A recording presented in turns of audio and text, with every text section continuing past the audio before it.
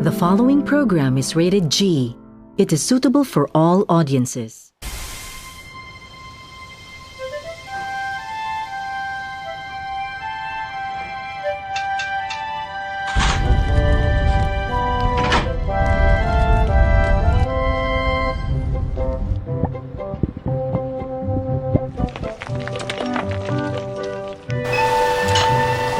Dang it, Scotsman!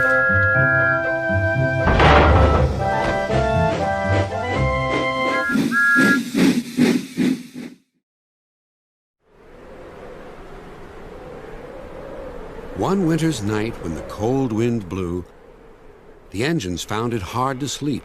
What we need, suggested Toby, is to listen to a story. Yes, agreed Percy, a mysterious story. But, added Duck, it must have a happy ending. Driver told me a story, said Thomas, so everyone listened. Once upon a time, began Thomas, there were 3 little engines who lived in their own little shed on their own little railway.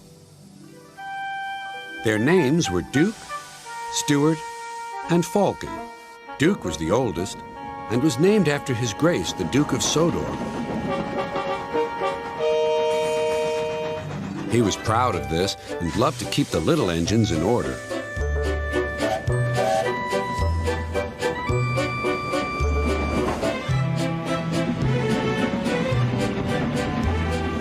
Whenever they did anything that Duke thought wrong, he would say, "That would never suit His Grace." Other engines came and went, but Duke outlasted them all.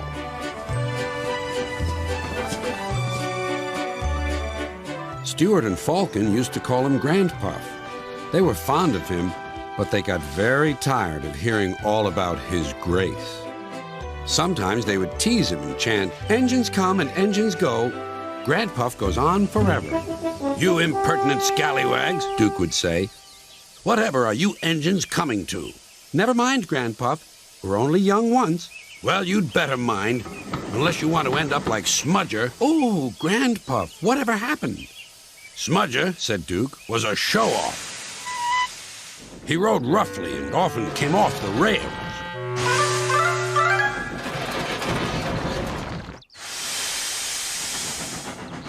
I warned him to be careful, but he took no notice." "Listen, Dookie," he snarled. "Who worries about a few spills?" "We do here," I said, but Smudger just laughed. Until one day, manager said he was going to make him useful at last. Smudger stopped laughing then. "Well, why? What did he do?" "He turned him into a generator. He's still out there behind our shed. He'll never move again." After that, Stuart and Falcon became really useful engines, and all 3 were happy together for many years.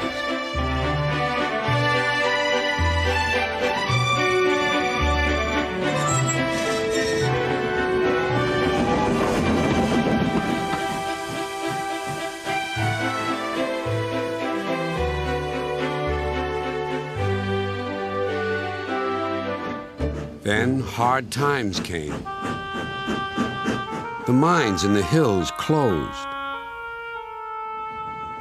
And the railway was closed too. People came to buy the engines. "We'll take Stuart and Falcon." No one wanted Duke. They thought him too old. "Cheer up, Grandpuff," called Stuart. "We'll find you a nice railway and then you can come and keep us in order." They tried to be brave and cheerful, but no one really thought their dreams would come true. Duke's driver and fireman oiled and greased him one last time. They sheeted him snugly and said goodbye. Then they had to go away and find work. Duke was alone. "Oh well," he sighed, "I'll go to sleep. It'll help to pass the time."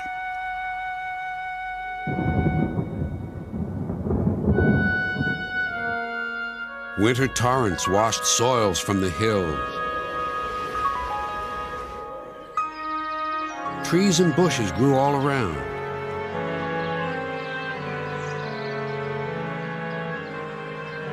You wouldn't have known a shed was there, let alone a little engine asleep inside. "That's not a happy ending," cried Percy. Ah, murmured Thomas. There will be one, but that'll have to wait until next time.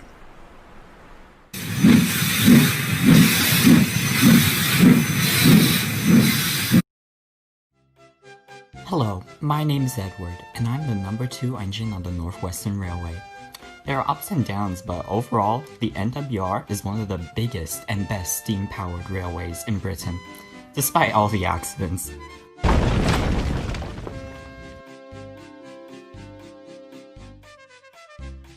Edward, you're 10 minutes late. Oh, sorry, I had trouble building up steam. You should find yourself a scrapyard. People say a chain is only as strong as its weakest link, and you are our weakest link.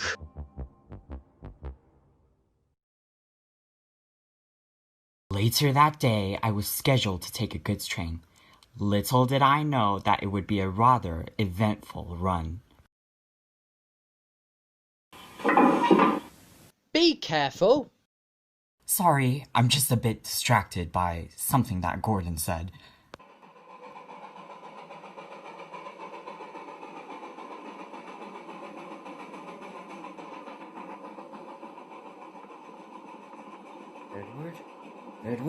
Edward! Oh no!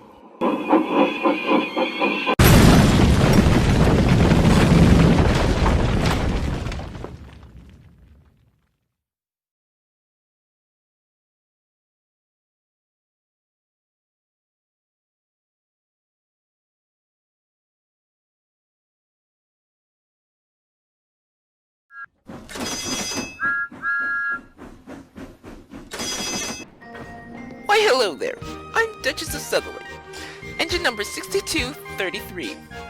Here on the Rosewood Railway, we love to play games. Would you like to join in? Great! Meet Crovin, Great Western engine number 4. My bad. He gets up early and shunts in our coaches and trucks. He's a really hard worker. But when he first arrived, you could say he had a little bit of a braking problem. Which engine did Crovin bump into? Was it Mallard, Silver Fox, or Gadwal? That's right, it was Silver Fox. You really do know your engines. Anyways, got to go. See you soon and thanks for playing.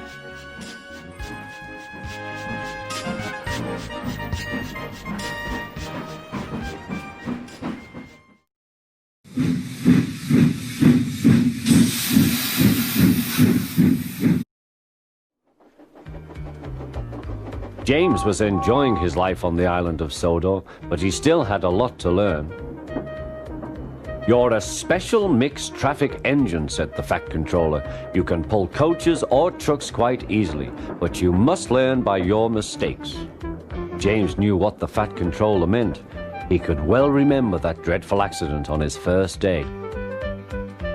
Be careful with the coaches, James, said Edward. They don't like being bumped. Everyone came to admire James. I'm a really splendid engine, he thought, and suddenly let off steam. A shower of water fell on the Fat Controller's nice new top hat. Just then the guard blew his whistle, and James thought they had better go. Go on, he puffed to Edward. Don't push, replied Edward. The coaches were grumbling too. Don't go so fast, don't go so fast. But James didn't listen.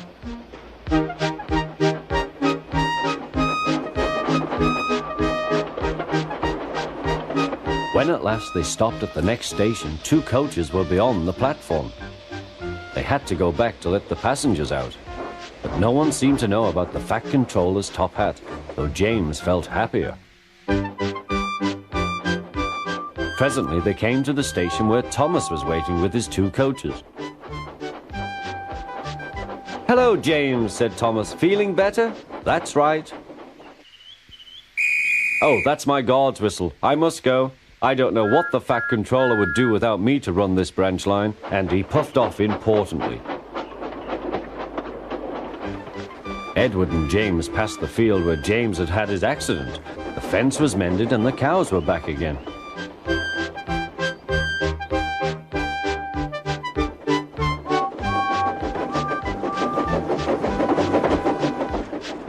They ended their journey and rested before setting off for home. James was still wondering what the Fat Controller would have to say about his top hat.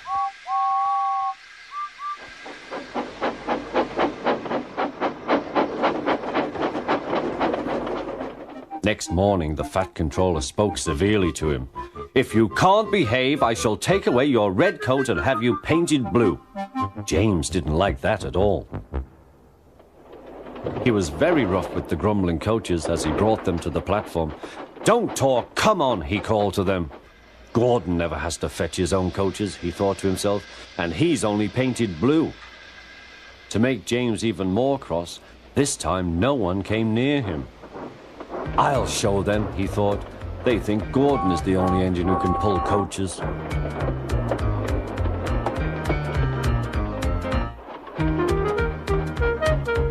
"Hurry, hurry, hurry," puffed James. "You're going too fast, you're going too fast," replied the coaches. James laughed and tried to go faster, but the coaches wouldn't let him. "We're going to stop," they said. "We're going to stop."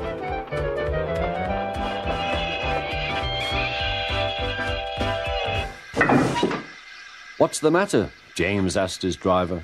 "The brakes are hard on. Leak in the pipe, most likely. You've banged the coaches enough to make a leak in anything." "How shall we mend it?" said the guard. "We'll do it with newspaper and a leather bootlace," replied the driver. "Well, where is the bootlace coming from?" asked the guard. "Ask the passengers," said the driver. "You have a leather bootlace there, I see, sir," said the guard to a smartly dressed man. "Please give it to me." "I won't," said the man. "Then," said the guard, "I'm afraid the train will just stop where it is." The passengers all said what a bad railway it was. Then they told the man how bad he was instead. Everyone was very cross. At last he handed his laces over. The driver tied a pad of newspaper tightly round the hole in the brake pipe, and James was able to pull the train.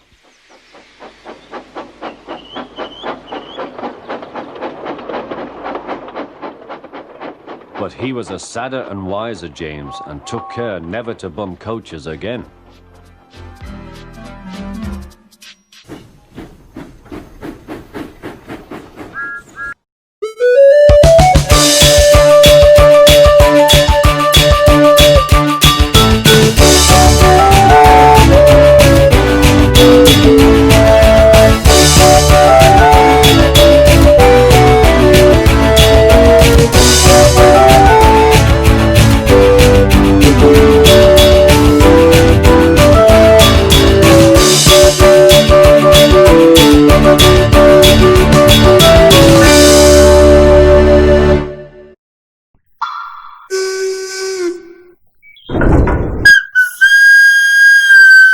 Wakey, wakey, crew!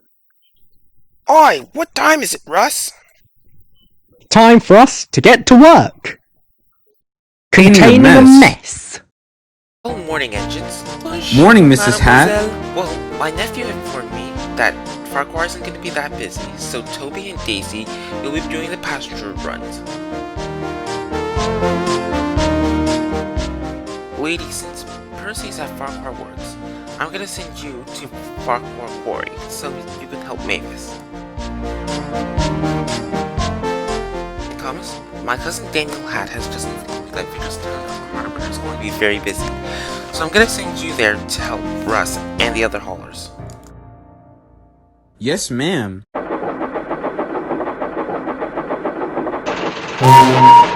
Wow, it's been a while since I've been in Vickerstown. But look, there's Roos. Diesel 10, the RMS Oscar needs those containers now. On it, Russ. Spam can, your 8 o'clock freight is ready. Get going before Cody gets here with empty flatbeds for the Star Rise Limited.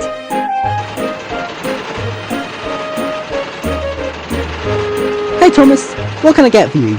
Trucks? Containers? Fish? Oh, right.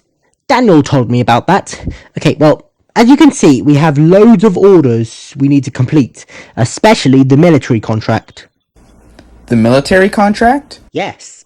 You see that ship along the dock over there? That's HMS Queen Elizabeth, the aircraft carrier. 10 Cent and Grampus brought her in this morning. Little fun fact, Daniel Hatt served on her for 8 years. Anyways, she needs supplies before heading to Halifax, Nova Scotia in Canada. You think you can get them for her? Ah, Canada. I remember when I went there. Thomas, now is not the time for you to be reminiscing. Yes, of course. Where are they? They should be on track 9, beside the storage shed. And be careful, they are heavy. Track 9, track... Oh, here it is. Come on, you lot. We got to get going. Oh, great. Hey, Thomas. Hey, Ernest, aren't you supposed to be on the Elsbeth Street branch line? Yeah, I got your trucks back to your branch line, since you're here and all. Oh, well, thanks. Just be careful when you have to get another truck. They're heavy. Oh, thanks for letting me know.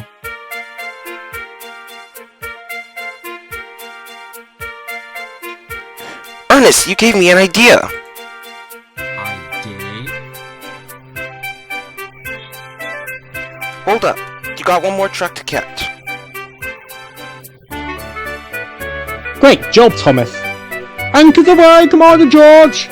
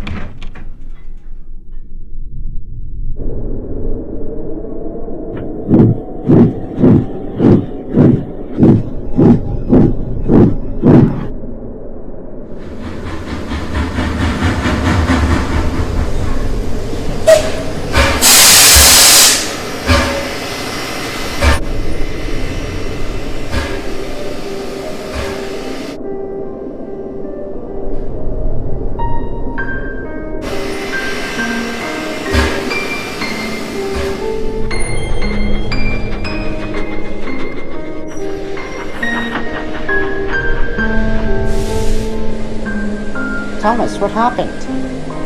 Mercy, I think it's best. But Thomas, Mercy! Go!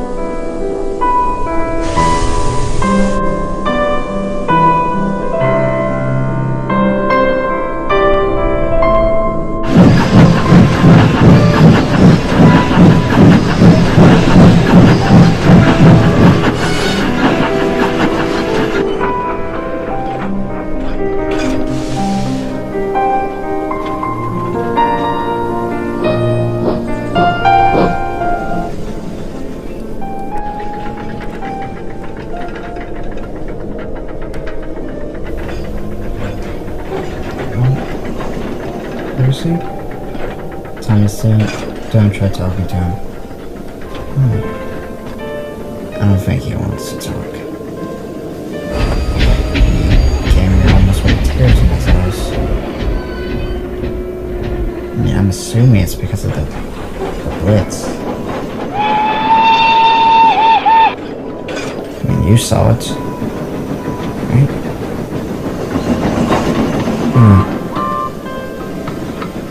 Yeah, dude.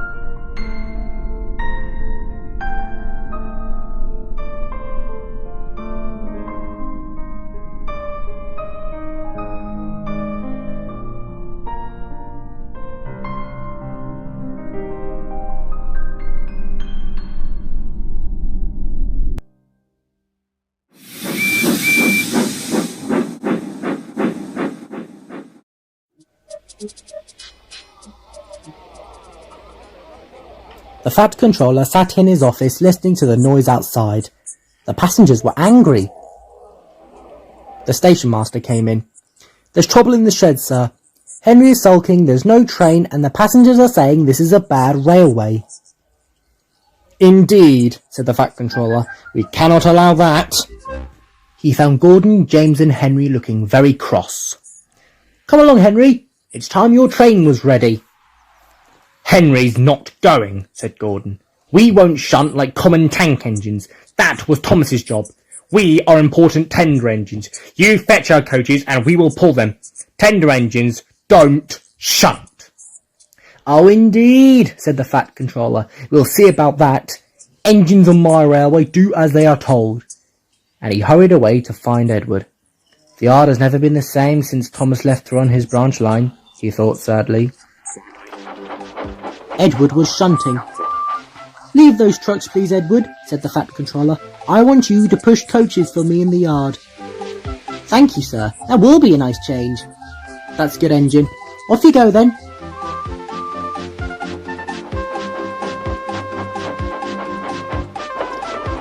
So Edward found coaches for the 3 engines, and that day the trains ran as usual.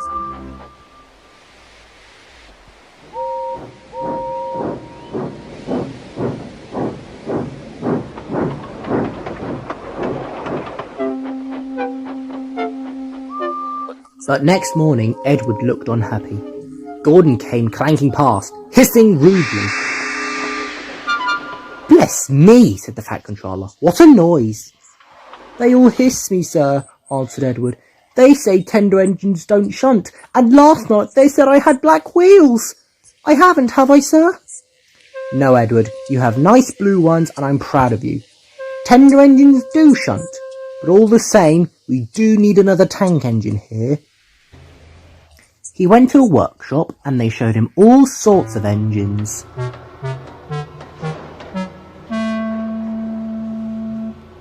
At last, he saw a smart little green engine with 4 wheels. That's the one, he thought. If I choose you, will you work hard? Oh, sir, yes, sir. That's a good engine. I'll call you Percy. Yes, sir. Thank you, sir, said Percy, and the fat controller brought him back to the yard. Edward, he called, here's Percy. Will you show him everything? Percy soon learnt what he had to do, and they had a happy afternoon.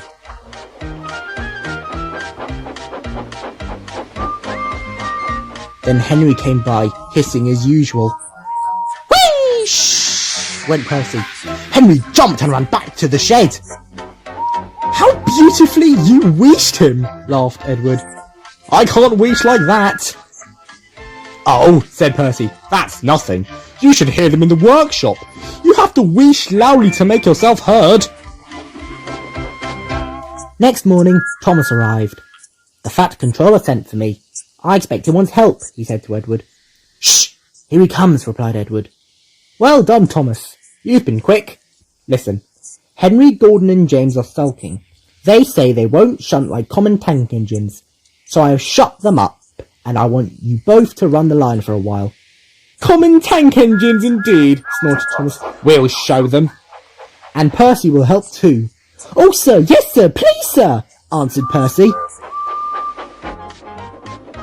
Edward and Thomas worked the main line, greeting each other as they passed by.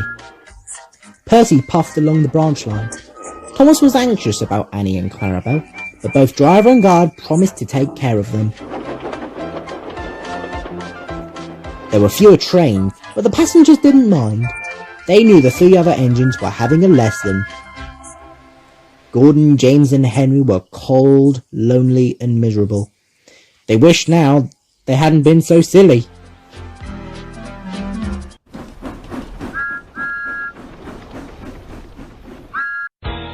On the Rosewood Railway, there are many engines who work to keep the railway running. Engines like Theodore, the Southern Railway N-Class.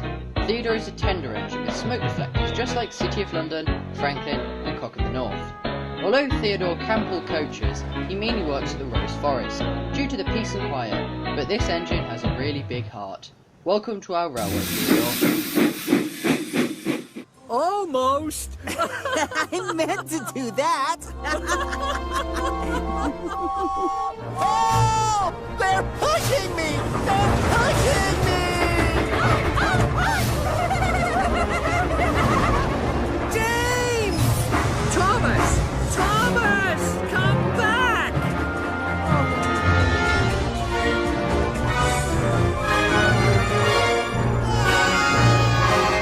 Oh dear! Help!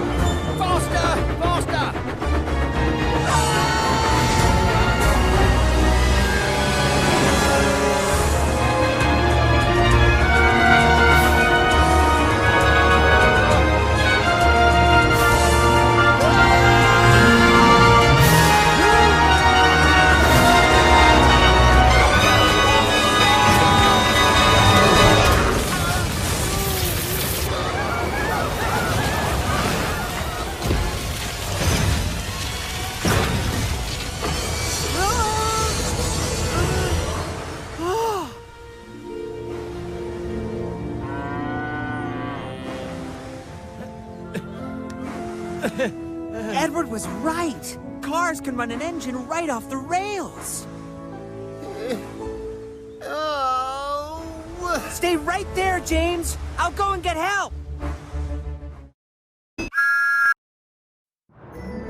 The mainland is home to one of the ever more infamous railways known as the Rosewood, with engines big and small, unique in all, working hard to serve the people and businesses who depend on us.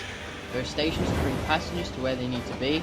There are also harbours, fishing villages and coastal points, bringing fish and containers for business and stores with a lot of items. There is a quarry delivering slate and stones to building supplies for construction workers and ships. There are also forests delivering logs from the earth. But the one thing that stands out from all the other trains out on the main line is us steam engines and diesel engines working together.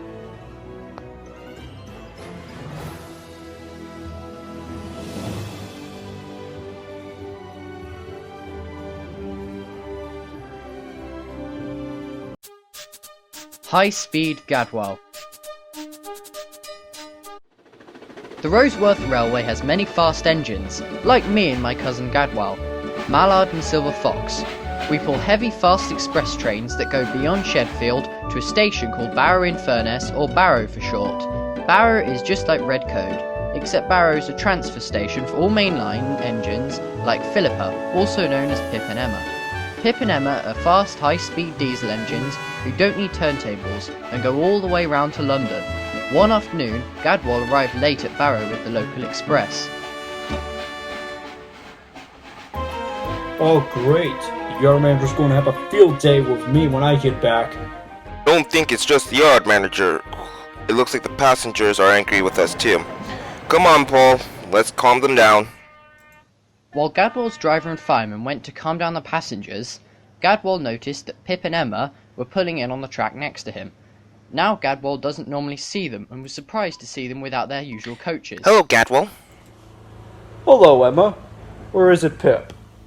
It's me, Pip. Oh wait, what happened to your regular coaches? Oh, they were sent to the works to get AC units fitted into them. AC? What's the point of that for coaches? Well, for starters, they keep the passengers cool during the journey to London. And, besides, more people are riding the trains just to relax and keep cool during the summer. Oh, please. The coaches on the Rosewood Railway don't need AC fitted in them. Besides, back in my day, AC was never a thing on long-distance trains, 'cause steam engines would get there in record time. Don't forget, times are changing, Gadwal. I could do a long-distance run from here to London without AC feeding in my coaches. Oh, please! Come on, Pip, that's our guard. Let's go. So, the two HST engines left Gadwal and his cocky self at the station. Later that night, Gadwal was complaining to the others about what Pip and Emma had said. Then they go and talk about how their coaches are getting AC units fit in them. Oh, speaking of which, I have some news from the yard manager. Starting tomorrow, most of our coaches will be in the works getting fitted for AC and Wi-Fi. That's great. No, it isn't. Back in the good old days, if passengers were too hot, they would just pull down the windows. Well, don't forget, Gadwal, it's dangerous to do that nowadays. And don't forget, times are Say that thing one more time, and you'll be in the harbor for the rest of the week. Plus, we were happy that the LNER engines don't do long-distance trains anymore. It's nice to take a break. Besides, don't you like the extra rest? Ugh, I can't be bothered with you lot. Okay, Gadwal, listen. Even if you were to pull a long-distance train, you wouldn't even make it that far without a water tower. Oh, you really want to prove it. Scotsman, you are taking the local, while I take the Downeaster all the way to London. Wait, what? But before I could retaliate, Gadwal went soundly to sleep. Early that morning, Gadwal woke up and coupled up to the express and raced up and down the line to Barrow. But when Gadwal arrived at Barrow... Driver, how long is it until we leave? 15 minutes. Why? All we need to do is head back to Fairview. Oh, I don't think that's the plan. What do you mean, the plan? I mean, we are heading to London. But before the driver could talk, the guard blew his whistle and the Downeaster left for London. The journey was okay, but once Gadwal passed the red code and went into the tunnel, the train was out on the main line, but there was trouble once they had passed Crossroad Junction. Hey Phil, look at the water glass. Gadwal's driver looked and noticed that the water level was near the end of running out. Gadwal, we need to stop now. Absolutely not. I've made it too far to... That's torn it. Suddenly Gadwal felt weak and couldn't go any further. He soon was put in a siding and his fire was dropped. Oh great. Just great. He said. The driver and fireman left to get help, leaving Gadwal and his passengers stranded in the blistering hot sun. The passengers started to complain. The yard manager of the Rosewood Railway and the director of Network Rail heard of the incident. They were most annoyed. They sent Pip and Emma and Shane to help. The HST twins took the passengers back to Fairview, while Shane takes Gadwal back to the works. When they got back, the yard manager was furious with Gadwal. You ought to be ashamed of yourself. Thank goodness the passengers aren't suing us for this. While you're here, maybe it'll give you time to think of what it means to let go of the past and adapt to the future. Yes, sir. Sorry, sir. I think Gadwal learned his lesson, don't you? And that, my friends, was that. Bye.